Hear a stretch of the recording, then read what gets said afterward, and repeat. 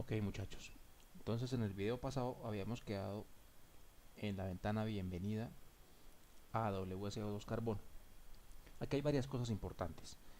Lo primero que tenemos que hacer antes de pensar en vincular una base de datos con el entorno de WSO2 Data Services es registrar la librería JDBC, que es la que nos permite establecer el puente entre esta aplicación y el motor de base de datos correspondiente.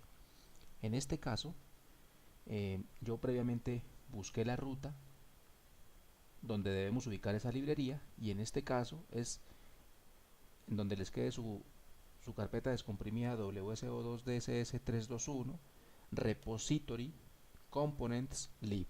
Ahí en esta carpeta lib, dentro de components, es donde ustedes van a ubicar el archivo JDBC o el driver JDBC para la base de datos correspondiente, que en este caso va a ser una base de datos Postgres SQL.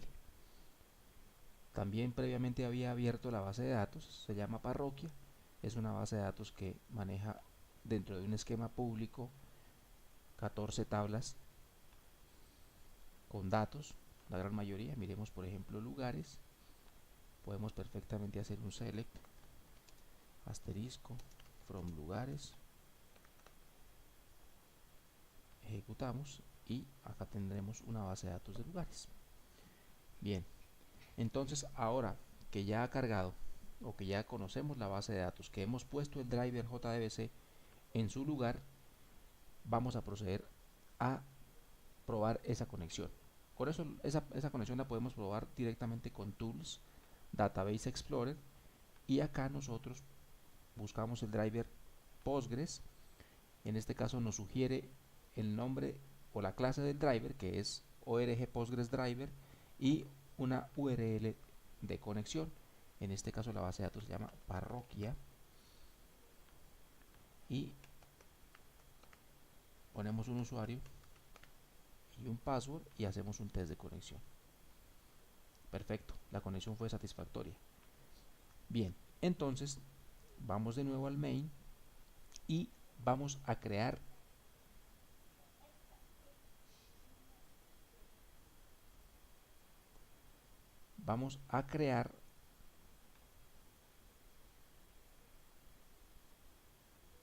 un, un data source. Excúsenme que se me perdió.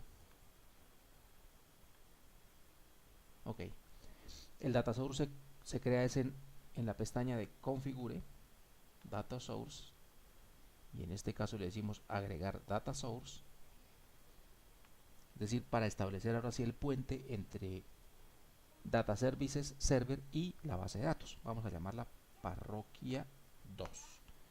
La descripción puede ser conexión a parroquia 2.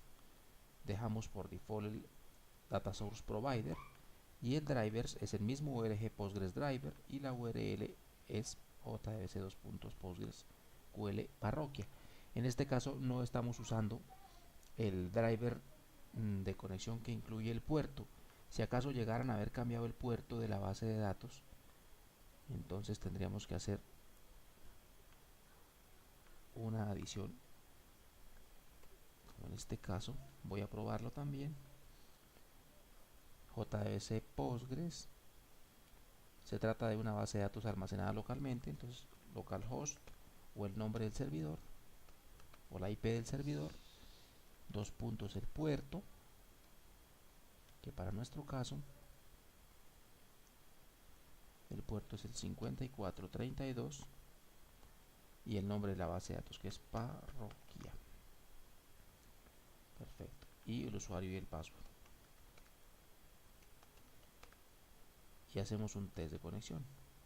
Perfecto, dice que la conexión es saludable. Ok, entonces podemos guardar y vemos que ya tenemos guardado un data source llamado parroquia 2 que está activo y que en cualquier momento podemos editarlo para verificar los parámetros de conexión, o podemos borrarlo. Bien, ahora que ya hemos creado el data source, es decir, ya tenemos el puente entre el servidor y la base de datos, vamos ahora a explorar la base de datos desde Data Services Server, y vamos a hacer un servicio con una de las tablas de la base de datos. Entonces vamos a main y ahora sí le decimos generar. Le decimos acá que queremos generar de la base de datos parroquia 2, el nombre de la base de datos parroquia. Siguiente, vamos a usar el esquema público. Esto es teoría de base de datos.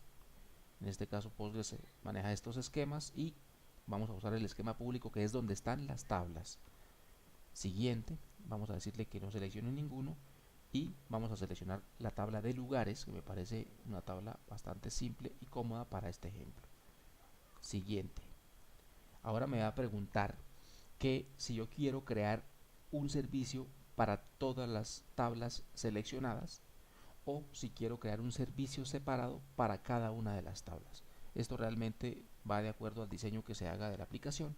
En este caso yo le voy a dejar por default que me construya un servicio para la gestión de cada una de las tablas. Y el nombre de espacios de Data Services co.edu.wp.fus.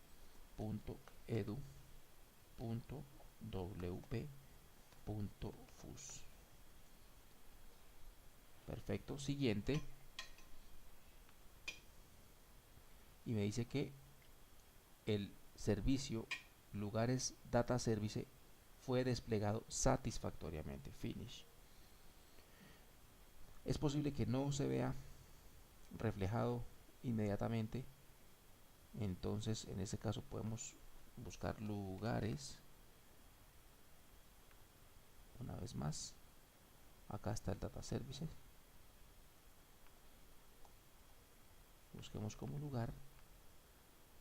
Perfecto, ahí está, podemos probar el servicio. Esta es una página también propia del entorno que me permite probar el servicio.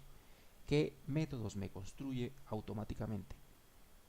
Un método para borrar lugares, para insertar lugares, para seleccionar todos los lugares, para seleccionar un lugar por una llave o para actualizar un lugar. Es decir, está todo el CRUD de esa tabla acá disponible para test. Vemos acá entonces que voy a seleccionar un lugar por el código. Vamos a seleccionar el 11001 y le decimos enviar el request y en efecto me recupera el valor para Bogotá, Distrito Capital, que es 11001.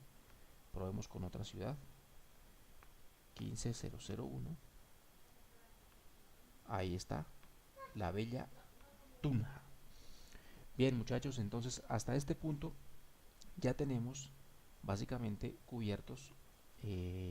pues cubierto todo lo más importante del servidor, que es lograr una conexión con la base de datos, lograr la configuración y lograr ver que esa conexión desde el servicio de WSO2 Data Services puede recuperar datos. Ok, entonces ahora vamos a intentar devolvernos al home. A mentiras, acá estamos.